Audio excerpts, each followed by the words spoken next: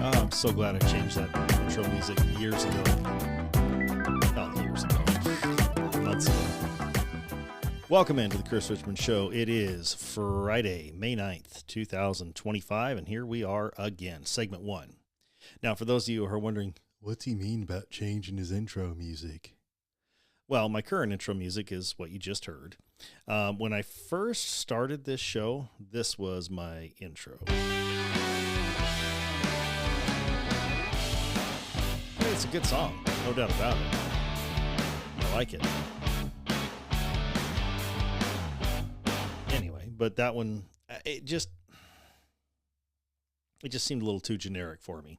And I went through several different ones, and I still use, different types. I thought about doing this one. Again, it's kind of the same vein, right? Thought about this other one. Although that one sounds more like hey, we're coming back from break. That's why I use it. Anyway, sorry. Got squirreled early in the show, right? We're a minute and 30 in, and I haven't even talked about much yet. Welcome back. Let's just put it that way. It is Friday. If you are a 5-day-a-week person, chances are this is, in fact, your Friday. If not, maybe not so much, but we are here. I want to start off with a little bit of sad news. David Souter, who was a justice on the Supreme Court for a lot of years, actually. I'm trying to think of, let's see, was he a Clinton appointee? No, he was a Bush appointee. That's right. Yeah, he replaced William Brennan, which is funny. He was a liberal, and it just goes to show you that that George H.W. Bush was nowhere near being a conservative. He was not the third term of Reagan like a lot of people thought he was. They were, yeah, we were snowed. It was kind of like a lot of the voters got with Clinton, where appeared moderate and it maybe even right leaning just a little bit, anything but. Souter was a liberal vote all the way through. So I wasn't sad when he retired from the Supreme Court, but I am sad to hear that he passed, especially fairly young. I mean, he was only 85. That's very young. So, like I said, sad news. My sympathies go out to his family and anybody who, knew him, his friends as well. So, just wanted to kind of get that out there at the start. Okay. I have some interesting news. Now, you guys have been following, hopefully, this idiotic, insane thing going on at UW with the occupations, and apparently some of these types also got in place in Columbia too, invaded a hall in Columbia. Well, so UW cracked down on this pretty hard, and the reason why, of course, is they're not Harvard. They don't have a couple $1 billion endowment. They actually would kind of like to have some of those federal funds. We talked about this yesterday. And so the Hamasniks, as Ari Hoffman calls them, they didn't take to that too well. So they came out yesterday and protested at one of the buildings there. Let's hear what that sounded like, because this was posted by Katie Davis Court, again, from the Post Millennial. Fantastic work she does. So really want to appreciate her and Jonathan Cho and Andy No, just really, really good journalists who were tossed out of the mainstream media because they actually told the truth, weirdly enough, right? So let's hear what this sounds like. UW cut ties with Boeing. All students, all faculty, staff, workers, and community members must stand firmly behind the protesters. Now he's reading this off of We must demand that they drop the... Now, here again, you can tell that this is bought and paid for. How do I know that? Because, as with most liberal things, this kid, longish hair, mustache, probably in his, 20s, early 20s, with two people behind him wearing masks so they can't be identified. holding, like I said, a Free Palestine, very poorly made Free Palestine sign. But he's reading this off of a phone. Somebody sent him a script to read. Again, the inauthenticity of anything that this guy does is just, or that these people do, is just staggering. Let's keep listening. This is actually a fairly long soundbite, so I'll probably stop it several times to comment. Suspensions, and we must demand that they drop the charges. Oh. Long live the Intifada! And everybody's wearing masks. When the Board of Regents and Council Long live the Intifada. say call cops on students and community members, have them assaulted for standing up to genocide, they are doing Trump's dirty work for him. Ah, that's how you know it's a bought and paid for speech. The White House released a statement filled with baseless claims of anti-Semitism and Really? a poorly veiled threat to cut the university's funding.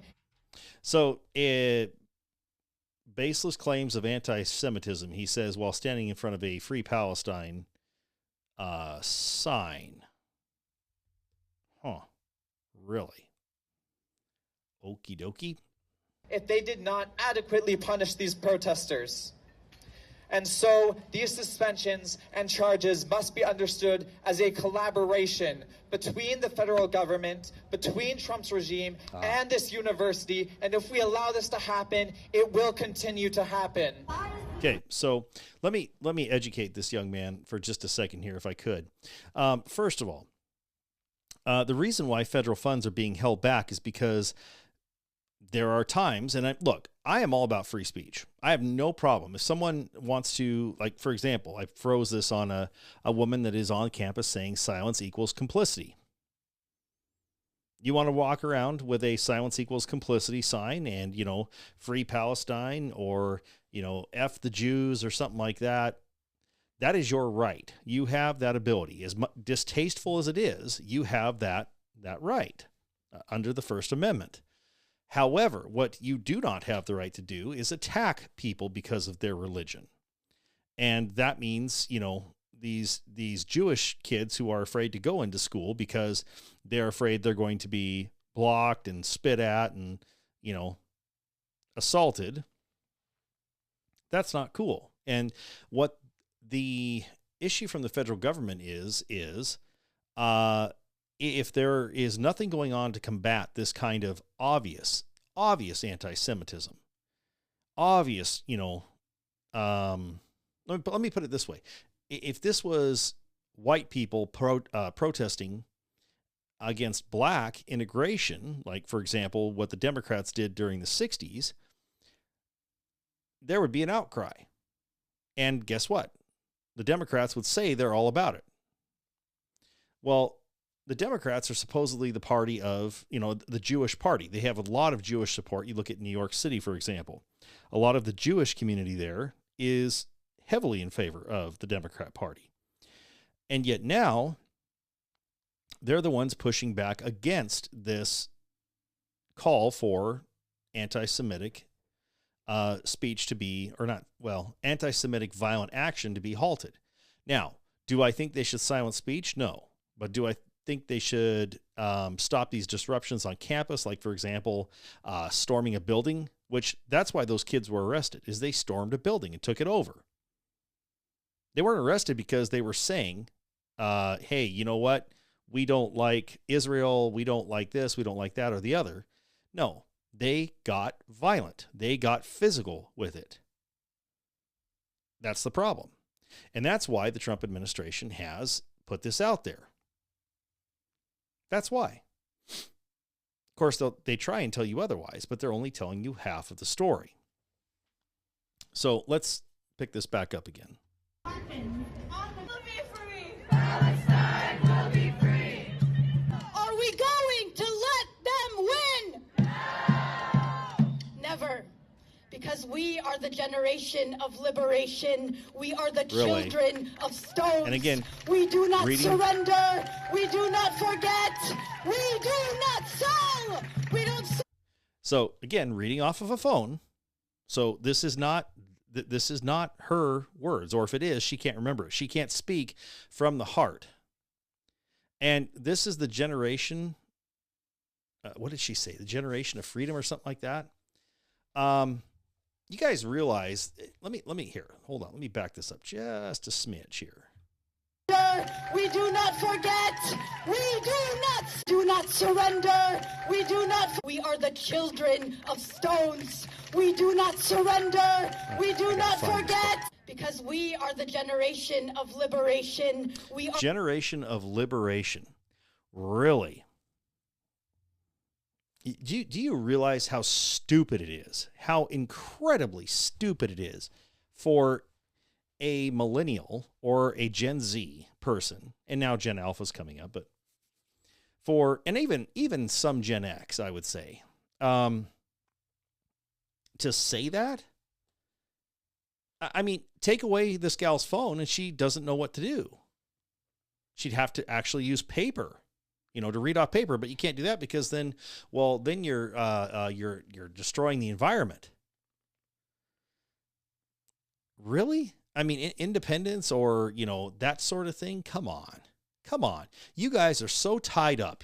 You're used to having, your iPad, your tablets. You're used to having your phones. You're used to having, the news delivered to you in neat little packets. You don't have to go find it. You just go look, you just go on and you see what's on CNN or CBS or ABC or what have you. That's what your thing is. Actually, you don't even usually go to that. You go to Twitter and you look at what your local superstars are doing. Okay. So you're looking at what David Hogg says. You're not thinking, hey, I wonder if Dave's right on this. So then you do some research behind it. You notice that when I talk about something that's posted on Twitter, chances are either I'm doing it because it has video to it or I can research it. Like when we were reading on, or when I go off a newspaper, if they have a link, a hot link in it, guess what? I check out what the link says, because half the time, as you've seen, the links will actually, if you read into them, they don't support what the story says, or they're only half true. This gal, it's comical to me to hear this person saying this, these young people saying this, just comical. The children of stones. We do not surrender. You do not surrender, do not forget. But you do. We do not sell. We don't sell out our brave activists, just as we don't sell our homeland. On October 7th. Our homeland? What do you mean, sell out our homeland? What's that supposed to mean? What? Walk me through what that means. Planted the seeds of revolution in the oppressed and toiling masses of the world. You cannot kill the idea of resistance, and you cannot win against the people who have committed to the path of victory or martyrdom. Our comrades. Wow. Okay. So this is a white woman who is not wearing a hijab, but I would not fault you for thinking that she was a radicalized Muslim listening to that. Honest to God, she talks about October 7th and praises it, the attack on Israel by Hamas. And then she talks about how you can't keep us down because we embrace martyrdom. Okay. So I guess my question would be, if I were the university, I would reach out to these people and say, hey, walk me through this. Are you planning to blow yourself up on campus here? I'm just curious, because you're talking about martyrdom. And usually when it comes to the group that you're representing here, you say you're representing, that usually means bomb vests or, running in with an AK-47 and then dying by cop or what have you. So I would be a little concerned about that if I was University of Washington. Have set the bar. They have successfully shut down the IEP until the end of the year. Remember that no matter what happens, that is a success. But it is up to us to make sure they not only get justice, but that we carry forward their work to cut ties with Boeing and get war profiteers off of our campus. And yet you're just, I had a thought and it cracked me up.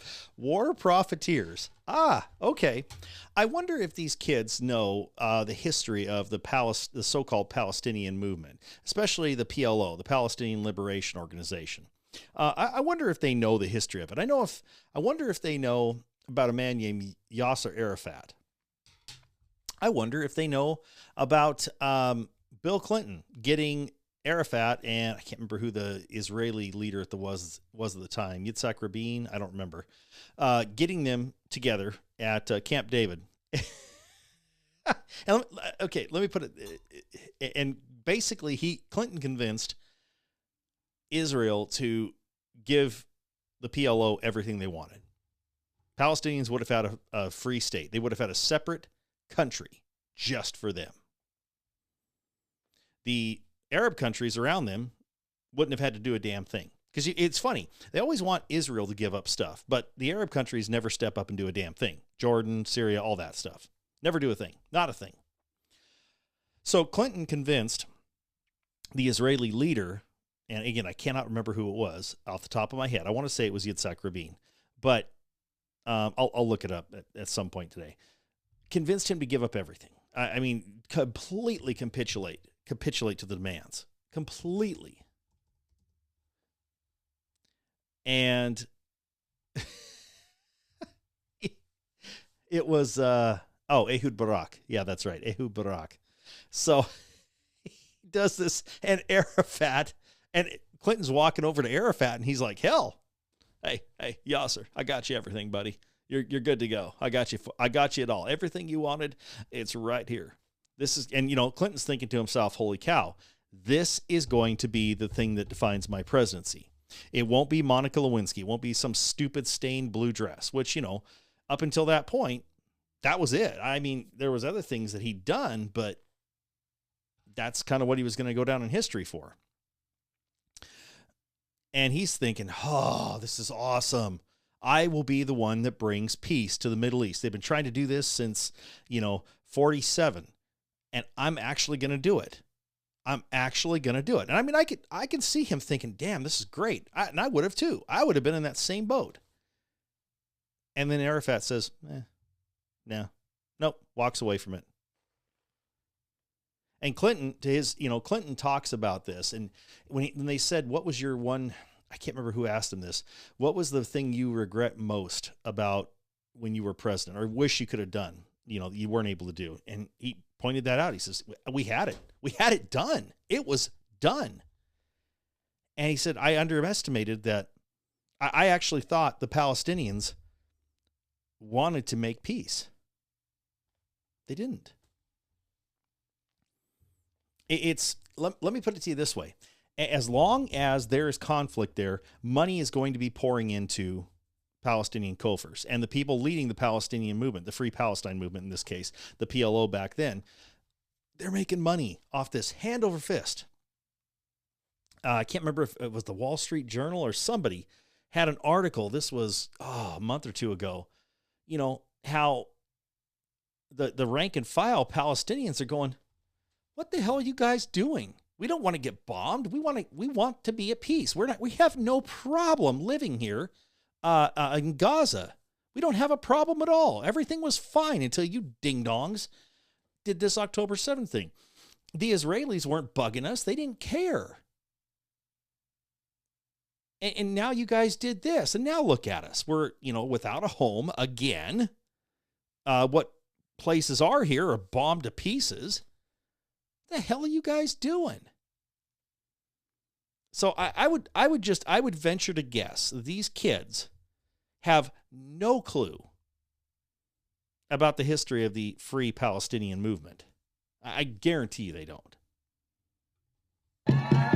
Remember that our comrades on Monday responded to calls from the resistance to escalate on behalf of every Palestinian under the boots of imperialism. Solidarity with the brave students and community members that were brutally arrested by the University of Washington. Whoa. Brutally arrested? I must have missed that. Does anybody out there, you guys, and I'll ask Jonathan Cho, who I think was there actually or Katie Davis Court or some of these people, I don't remember them going in, for example, like in Waco, shooting the guards, burning people out, going in there, nightsticking people, kneecapping them, that kind of thing, beating them with billy clubs. Did I miss that? Maybe I did. Maybe I didn't. Maybe it was, out there and I just didn't see it. But you would think the Seattle Times would have reported it, because the Seattle Times is fairly liberal. You would think the Seattle Times would have reported that. And I didn't see it. Maybe I dropped the ball on it, or maybe it didn't happen and they're making that up. And it's police goons while they were goons. standing And again, with masked the people and of reading off the Palestine phone. fighting for their liberation and Fighting for their liberation. Really? So they were over in the Middle East, picking up an AK-47 or, maybe an SKS or something like that. Or maybe they got a Galil, maybe. Or an Uzi or something like that. Maybe they stole a piece of Israeli equipment, or maybe they had an M4, right? From the Americans. But they were out there, man. They were trying to put it to the man. There was, if there was Jewish students on that campus, boy, they were going after them. And the police, man, they were just, holy cow. Oh, wait, never mind. They weren't. Sorry. demanding that the University of Washington cut ties with Boeing. Students and community members were Whoa. Stop here. I just noticed something too. You notice how these people keep saying the University of Washington? Let me ask you this. If you were going to the University of Washington, if you were a student there, an attendee, would you go and, if you're making a speech, would you say the University of Washington, or would you say the university? So in other words, let me give you an example, just to kind of clarify this. I'm a student at the University of Washington, right? Okay, let's pretend for just a second. I'm a Husky. And would I say, and it makes me sick that the university has allied itself with Boeing and been responsible for all this repression around the world, blah, blah, blah, blah, blah, right? Or would I say, and it makes me sick that the University of Washington has allied with Boeing? Which one sounds more natural to you? I'm curious. So, do we honestly believe in any way, shape, form, that this is actually, again, these kids talking? Or I assume they're kids. You can't tell because they're all masked. In this case, she's got the whole head thingamabob going on there. Do we honestly think these people are actually saying this, actually wrote this? No, because they're all reading off phones, one. And two, the way they're saying things, it's very obvious that the person who wrote this is not, or was not, a student at the University of Washington. They're doing this for sound bites. And they're doing this because they are being paid to do this. I would bet some of these people, if not most of these people, are not actually students there. I'm just going to throw that out there. Downstairs, received deep cuts and wounds, had furniture thrown at them, and yet they are the ones being reprimanded through emergency suspension. Deep cuts and wounds, had furniture thrown at Palestine, fighting for their liberation and demanding that the University of Washington cut ties with Boeing. Students and community members were thrown downstairs, received deep cuts and wounds, had furniture thrown at them, and yet they are the ones being reprimanded through emergency suspension. Again, if that was the case, don't you think that we would have heard about it by now? Because again, the Seattle Times and most of the media in Seattle, King 5, Como 4, Cairo 2, they're not conservative in any way, shape, or form. So don't you think we would have heard by now if some of this stuff had gone on by the police? And they're very anti-police, by the way, too, because of their liberalism. Don't you think that would have happened by now? Just wondering off the top of my head here. Do we accept that in our community?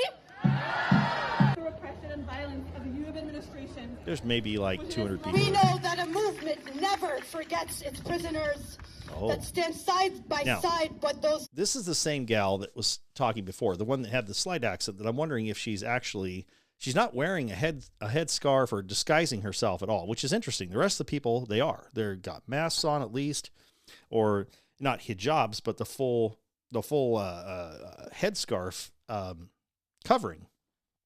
This gal has none of that. So I'm wondering who this is. Facing the most severe repression, whether in Seattle or occupied Palestine, we are a movement that can never be defeated. The blood of all our martyrs will not be in vain. Okay, so yeah, this gal would worry me a lot. And honestly, and I'm not saying this because I disagree with what she's saying. I do, but I am not saying this because of that. This gal is the only one I've seen so far that actually gives me pause, that actually kind of raises the hairs on the back of my neck just a little bit. Why is that? Again, we said she is making no attempt to conceal herself, her identity, nothing. And notice she is the one who is praising October 7th, who has said now a couple times about martyring, talking about martyrs and movements.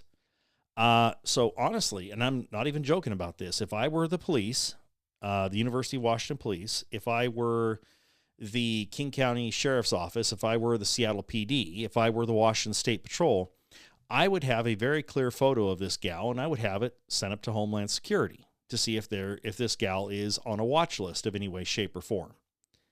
I would be a little concerned about this because, again, this gal is the only one I've seen so far that doesn't strike me as I'm here because, it's the popular thing to do, and I want to show that I care. No, this gal seems to me like she's the only one that's a true believer. Now, she's reading it off of a phone, again. But the other parts make me a little, give me pause. They give me a little, like I said, they give me the little bit of the heebie-jeebies, just a smidge. Rather, they are paving the way to the liberation of Palestine and to the liberation of the world from the poison of colonialism, of imperialism, of capitalist exploitation. And just as our resistance continues to take land... Hold on just a second there. I'll rewind it for a second. But it's funny. She talks about capitalism and colonialism. Ma'am, with all due respect, you would not be able to say what you're saying. You would not be able to speak the way you are. You would not be able to have your head uncovered like you do, were it not for, and you would not be able to attend this school were it not for capitalism, so-called colonialism, which is not actually. And what was the other part of it? Freedom. Freedom of speech. So I find it hilarious. She's railing against all this stuff, but she's benefiting from it quite well, actually. Of capitalist exploitation. And just as our resistance continues to take land back, eliminate invaders, and liberate prisoners, the people of the world must continue to rise up and rebel until every inch of Palestine is free from the river to the sea. Okay, now right there, from the river to the sea. That is talking about getting rid of Israel. That's what that is. Palestine! Free, free Palestine! Free, free Palestine! Now, like I said, there's one guy in there who isn't wearing a mask that I can see, and he's got this Soviet style, cap on. But frankly, the dude's got so much hair, I can't hardly tell what he's doing anyway. The kid with I've just realized the kid with the mustache didn't have any kind of covering on his face either. But again, he struck me more as, I'm just saying this because I know it'll get me girls, or maybe otherwise. But it's a weird thing. This whole thing just is weird. Now, again, I don't have a problem right there. protest, for the most part, didn't bother me a bit. Nope, not a bit. Like I said, the one thing I would say is get a picture of that gal. Make sure she's not on a watch list somewhere, just because she's the only one that really gave me the red flags started to come up, the hairs on the back of my neck, that kind of thing. But they weren't blocking traffic. At least it didn't look like it. They were not invading a building. They were assembling, which they have the right to assemble. They were speaking freely. And I don't have a problem with that. That is an example of them exercising their First Amendment. There you go. Don't have a problem with that at all. Not a bit. Just as they shouldn't have a problem with me going through and commenting on it and, commenting on how kind of stupid and idiotic it is. But that's my opinion. So anyway, just interesting stuff.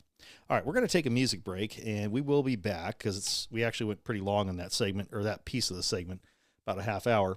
When we come back, we'll talk about another part of this UW thing, and this relates to our idiotic governor here in Washington State, sideshow Bob Ferguson. We'll get that on the backside.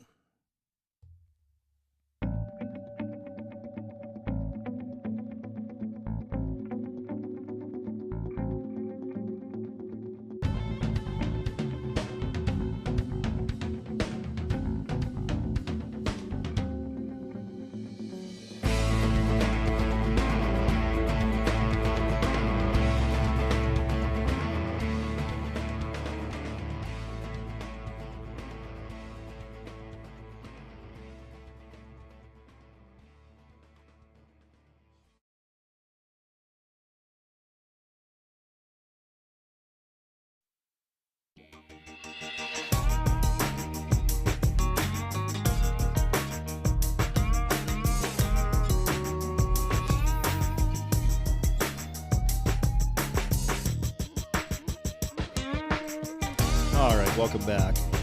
So, sideshow Bob Ferguson, for those of you who don't live in Washington State, Bob Ferguson is our governor. He used to be our attorney general when King J Inslee, was our governor. Well, Bobby Boy got elected to governor, supposedly.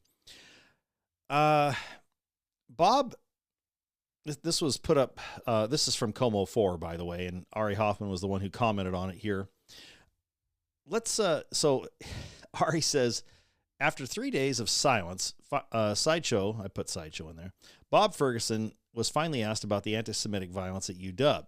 First, he dodged the question. Then he was unsure if Hamasniks and Antifa causing $1 million in damage meets the definition of terrorism. Then he dismissed the investigation into rampant anti-Semitism on campus because Trump. Thank you, Chris Daniels, for being the only reporter to ask him about it again. Let's hear what this sounded like, shall we? All right. Let me get this queued up. There it goes. I had to re-queue it. Sorry. Do you believe that that was a case of domestic terrorism? And are you concerned at all about the Department of Education and their probe into anti-Semitism at the University of Washington? I'm happy to take your question after we take questions on the housing. Washington Governor Bob Ferguson, initially reluctant to enter the debate about his alma mater, did say he believed the violent protesters would be held accountable. Whether something meets the definition of domestic terrorism, I don't know exactly what that definition is, but this is obvious. He doesn't know exactly what the definition is. He was the Attorney General of the freaking state of Washington. He was the head lawyer, essentially, for the state. And he doesn't know? Really, Bob? Really? It's a serious situation. As far as the probe from the Department of Education, The federal government is investigating just about everybody these days, okay? So it's not especially unusual. Not especially unusual. Okay. So then they asked him again. This was at an outdoor event. That was an indoor event. And again, he tried to push it off, right? Well, we'll talk about that after housing questions. Okay. Let's hear this other answer. You're a distinguished alumni at the University of Washington. You are the top prosecutor in the state. You want to be the governor. Yep. You know what's going on at the UW. Oh, this was before the election. Couple of weeks. If you're elected governor, What would you do to Last find a week. solution there to make everybody happy? Have a chat with you separately. I have a very specific focus here. I just will say, look, as a graduate, all students have the absolute right to attend classes safely and experience a campus environment safely. That's fundamental. That has to be enforced. And so, but happy to have a further conversation with you about other details. But for right So he now, blew it off. our focus is very clear, right, on what's in front of us. And that is... He blew it off. He didn't want to answer it. He knew he was screwed, so he didn't want to answer it. I mean, come on. This is what I don't understand about. Well, I guess I do understand it. Bob's a liberal first. He is. Liberalism first. People of Washington State second. So when he doesn't want to answer this, it's because he doesn't have a problem with it. That's essentially what it is. Now, again, he was the top prosecutor in the state. The top one. And yet his actions, both before the election and after, and now, like now when you were hearing Daniels talk to him, indicate that he's just fine with this. It doesn't bother him in the slightest. Now, I wonder if he would have any problems if the roles were reversed. If this was, say, a group of Jewish students protesting Palestinian atrocities, would he go after them? I would have to wonder.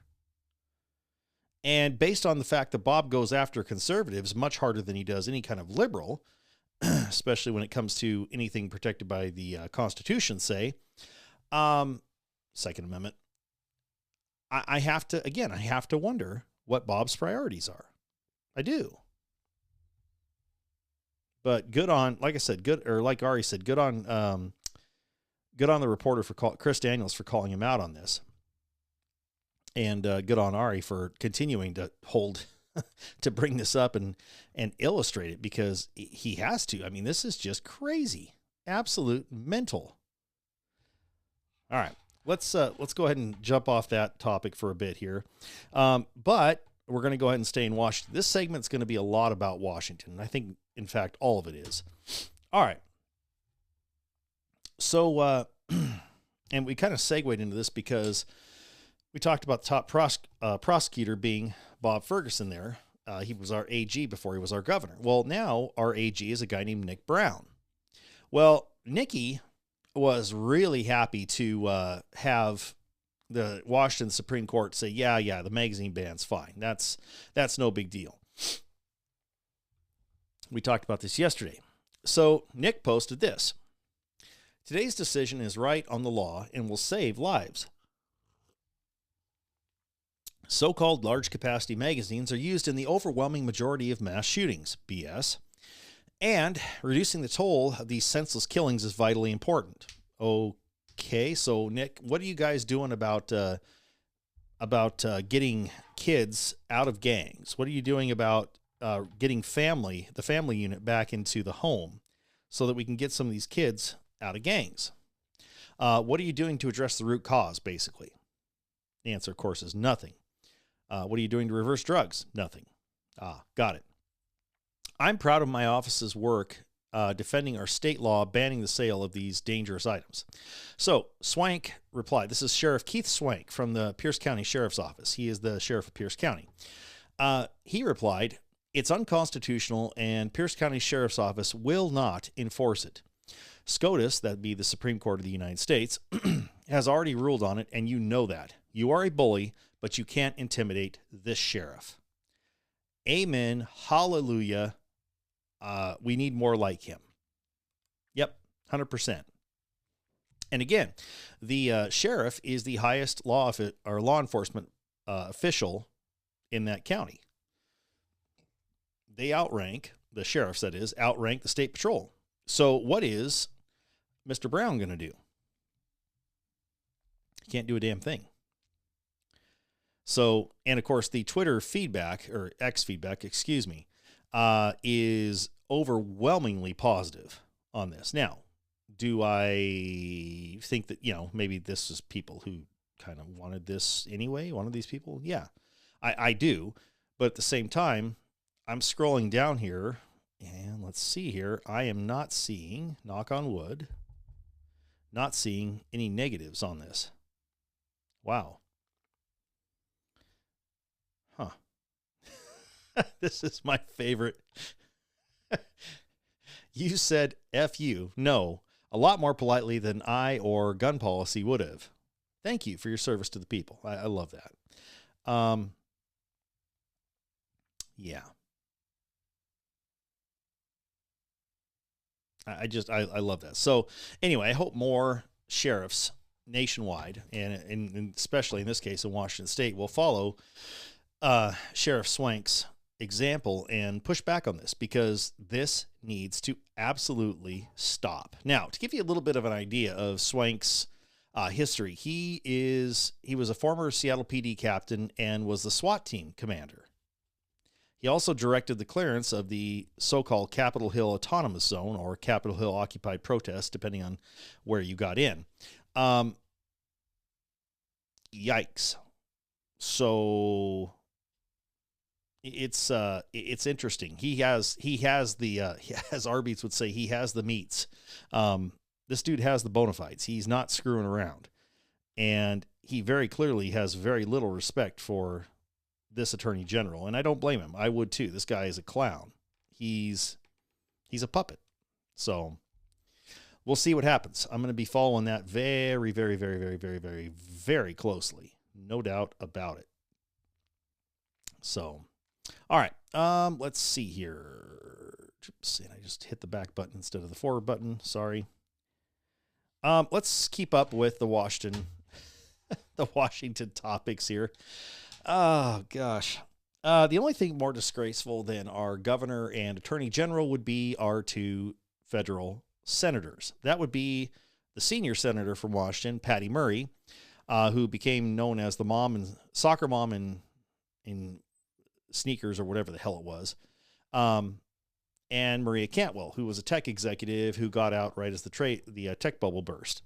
Anyway, Patty Murray made the incredibly stupid decision to go after Kash Patel. Now, we heard Kash yesterday absolutely vaporize Madeline Dean, absolutely annihilate her. I mean, it was it was a bloodbath. It was a bloodletting, whatever you want to call it. He destroyed Madeline Dean, who was a director of impeachment for Trump's second impeachment. So again, Patty made the really stupid decision to go after Kash. Now, for those of you who don't know, Patty Murray is also the Appropriations Committee vice chair for the Senate. Let's hear what this sounded like. And I warn you, this is not, Kash mops the floor with her. Gang cases, 3,000 cases against violent well, that's not my question. We know that you... Well, you asked if I was weaponizing the FBI, and I am not. I'm giving you the hard, concrete examples of the men and women putting handcuffs on bad people, doing harm to our children and innocent Americans. I do not see weaponization. You have placed on leave FBI employees responsible for the investigation of January 6th. That sounds political to me. I have not placed anyone on leave who has not violated their ethical obligation or their oath to the Constitution. So if they were investigating January 6th, you believe they were violating an ethic obligation? Nope. I think the common theme here is you putting words in my mouth, and I'm not going to tolerate it, nor will the men and women of the FBI. Now, Patty Murray... Patty Murray gives him this just scandalized, offended look when he did that. Now, Patty Murray, I want to just pause for a second here. And again, I'm not look shaming. She wears fully rimless glasses, drill mounts, if you want to call it that. And again, I'm an optician, so I notice these things, which is good. It doesn't take away from her look. It doesn't add to it, whatever. They are designed to be somewhat invisible. But Patty has very clearly white hair, and she keeps it trimmed, but she always looks like she's just gotten out of, the house and is running down to the corner store instead of, actually trying to get ready to go somewhere. I don't know. She always looks like she's only half ready to do anything. in my opinion. And again, I'm not trying to look shame. I mean, look at me. Good God. I have no right to comment on anybody's look. The number of logs sticking out of my eye about that, whoo, wow. I've got a whole bloody forest. I've got half of the Wenatchee National Forest sticking out of my eye. But I just find it interesting. Well, you did place on leave an analyst responsible for investigating Russia's meddling in the 2016 election. Is that politicization? Is that retribution? No, not if she broke the law or the ethical guidelines. I don't know which case you're talking about, but that's the standard. And we will hold ourselves inwardly accountable. And we will not be strayed from our mission because people think we are politicizing the Bureau. If you want to talk about someone who was attacked by a weaponized Bureau, you're looking at him. And now he's the director of the FBI and he's cleaning. He's cleaning house.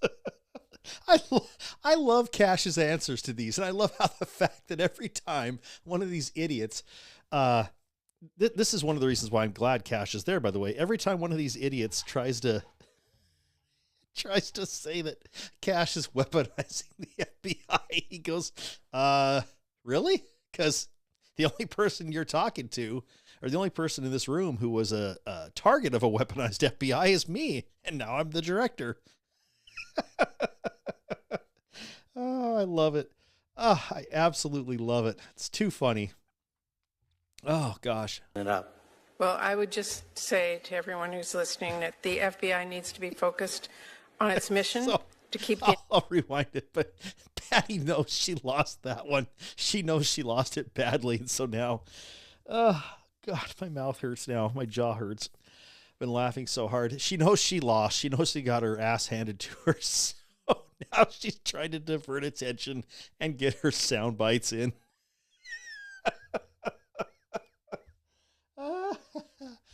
Oh, gosh, I love it. Oh, our senators suck so bad. They both of them. They suck so bad. FBI needs to be focused on its mission to keep the entire country safe. It should not be weaponized for partisan political gain. Thank you, We are. Chairman. Senator Kennedy.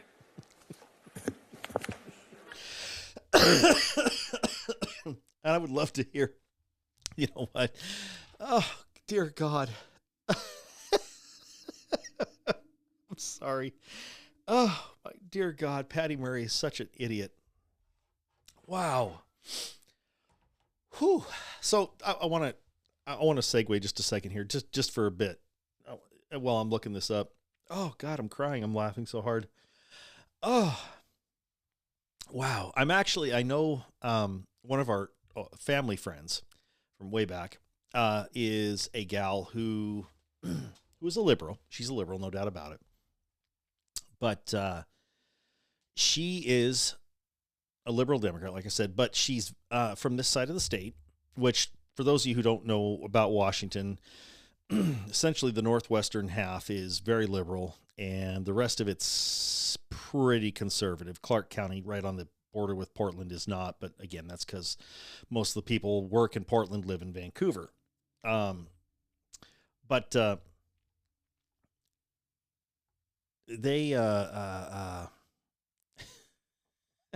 she is, we haven't had a senator from the eastern side of the state since 1916. So that should tell you a lot, right? But anyway, this friend of mine, this family friend, she is a liberal, she is Democrat, but I told her, I says, why don't you challenge for one of these senator seats? It's very clear that we're not going to have a Republican senator ever again, or at least in the near future.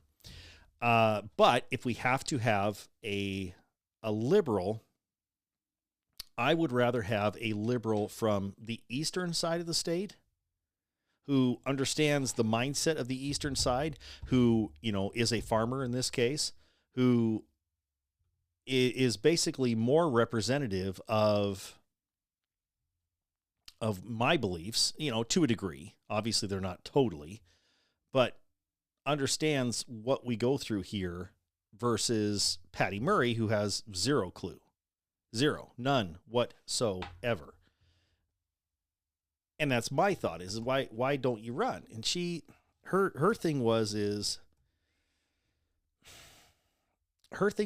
that she wanted to help. She didn't want to get in the way of her party, basically the Democrat Party. And I said, Sylvia, I understand that, but my point remains.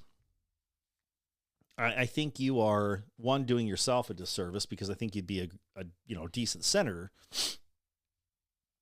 But also, again, I think you would do a better job of representing all of Washington instead of just the West Side, which is where we are now. So, anyway, I want to look up real quick. I want to look up Senator John Kennedy. And I want to see if I can find, because he was next on the list there.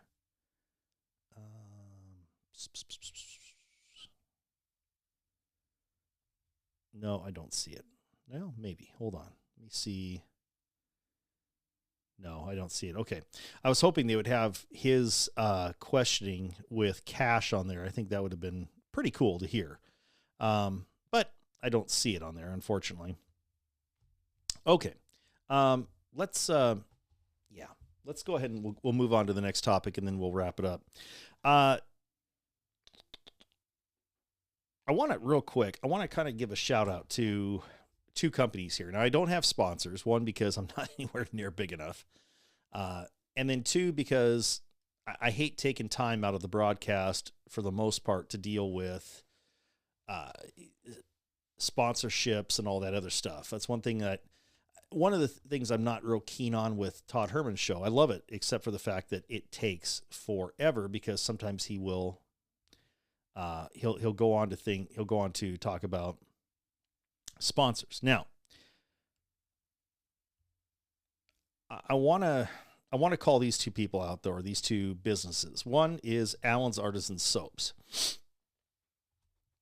And the kid this is named after is highly affected by autism, and he didn't let that stop him. His dad, rather, didn't let that stop him. His dad said, my sons are going to work, Alan and his younger brother, Ian, and they're going to do good things. They're going to learn the value of, they're going to be examples, of, hey, you know what? A disability doesn't necessarily slow you down. Sorry. And so they do. Alan is the chief soap officer for Allen's Artisan Soaps. Ian works there I'm not sure his role off the top of my head, but these are kids that are doing good work, and they're doing it for they're an inspiration, okay, to people who are impacted by autism, and I'll have a lot of empathy with that. Also, I want to talk about Drew Davis at Crippling Hot Sauce, or Crippling, what is it called? The Crippling, oh, for Pete's sakes, Crippling Hot Sauce. Now, this guy, he has cerebral palsy, and he was challenged, from what I understand, he was challenged to basically to do a business. So he came up with this idea to do hot sauce. And yeah, he has his own company right now. I bought the sampler set of this, and I can honestly tell you it is really good stuff. This sauce is fantastic. I hope you will give it a shot. The hot sauce is got some pop to it, definitely. Even the medium sauce has quite a bit of pop, which was kind of surprising. Good in a good way. If you're not into hot sauces, it might be a little much for you. Definitely the hot one will. The medium will be possibly challenging. The Chipotle one's really good. So is the Tomatillo one. And then the ones that are not super spicy at all, I think those would be perfect for everybody. Anyway, just wanted to give those guys a shout out. So Allen's Artisan Soaps, Alan and Ian work there. I don't know their last names off the top of my head. And then Drew Davis and Crippling Hot Sauce is his company. Great sense of humor, by the way, that one. Give those two brands a try. They go to the proceeds of it, benefit a good cause, and it sends a good message to the world at large. So thanks, guys. Appreciate it. Keep up the great work. Thank you so much. This has been the first segment of the Chris Richman Show. for Friday, May 9th, 2025. We appreciate you joining us. We'll see you on segment 2. See you then.